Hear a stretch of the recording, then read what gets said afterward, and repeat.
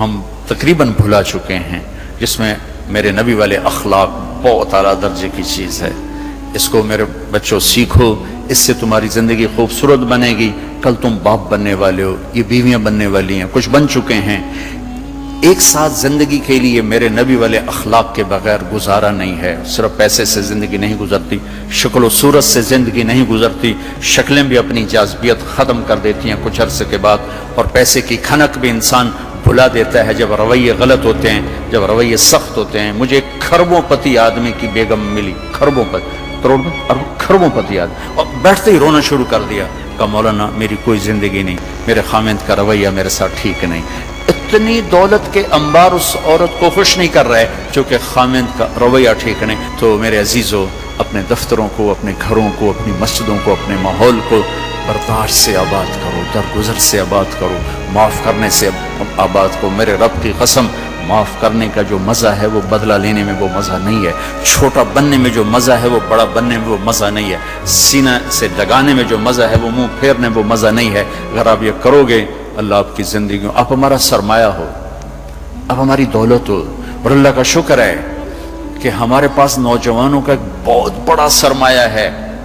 سارا یورپ پھرا ہوں، مائنس میں نسل جا رہی، مائنس میں۔ سکول بند ہو رہے ہیں، بند ہو رہے ہیں، بند ہو رہے ہیں، ہر سال سکول بند ہو رہے ہیں، ہمارے ہر سال کھل رہے ہیں، اللہ کا فضل ہے۔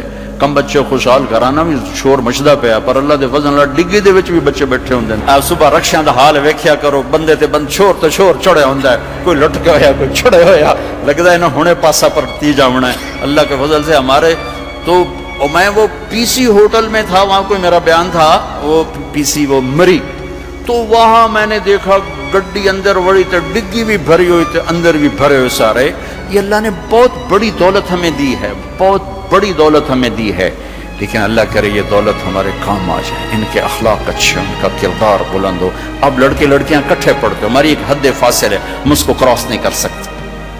گرل فرینڈ بوائے فرینڈ، یہ یورپ کا کلچر ہے، جس نے نہ عورت کو عورت چھوڑا، نہ مرد کو مرد چھوڑا، نہ وہ خامند ہے، نہ باپ ہے، نہ بیٹا ہے، نہ بھائی ہے، وہ عورت نہ بیوی ہے، نہ ماں ہے، نہ بہن ہے، کچھ بھی نہیں ہے، وہ ایک ٹیشو پیپر ہے، استعمال کر کے پھینک دیا جاتا ہے۔ دونوں کے رشتے بے غیرتی نے مٹا دیے، دیمک کی طرح چاٹ لیا ہے یورپ کے معاشرے کو۔ عزیزو، اب ہمارے اگر حکمران چاہتے تو الگ الگ یونیورسٹیاں آرام سے بن سکتی تھیں، کوئی بڑا مسئلہ نہیں تھا، لیکن شاید کسی کو بھی یہ شعور نہیں ہے کہ میرے اللہ نے کتنی احتیاط کے ساتھ عورت کو عزت دی ہے، اور اس کی عزت کی حفاظت کے لیے کیا کیا قانون بنائے ہیں، کیا کیا اس کے لیے خوبصورت طرز زندگی عطا فرمایا ہے۔ لیکن ہم یورپ کے پیچھے پاگلوں کی طرح بھاگ رہے ہیں، بھاگ رہے ہیں، بھاگ رہے ہیں، اور اس کو ہم اپنی زندگی سمجھ رہے ہیں۔ ایک اس موبائل نے فحاشی کو بہت زیادہ دیا ہے، بہت زیادہ پروموٹ کیا، اس سے آپ اپنی فائدے کی چیز اٹھاؤ، لیکن اپنے اخلاق کو برباد نہ کرو، اپنی آنکھوں کو برباد نہ کرو، کہ سب سے زیادہ دل کی سختی ان آنکھوں سے آتی ہے، ان آنکھوں سے آتی ہے۔ جب آنکھ غلط دیکھتی ہے، دیکھتی ہے، دیکھتی ہے، تو دل کی زمین بنجر ہو جاتی، ویران ہو جاتی۔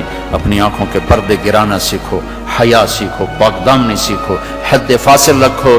اللہ تعالیٰ نے ہم خود تراشتے ہیں منازل کے سنگ میل، ہم وہ نہیں ہیں جن کو زمانہ بنا گیا۔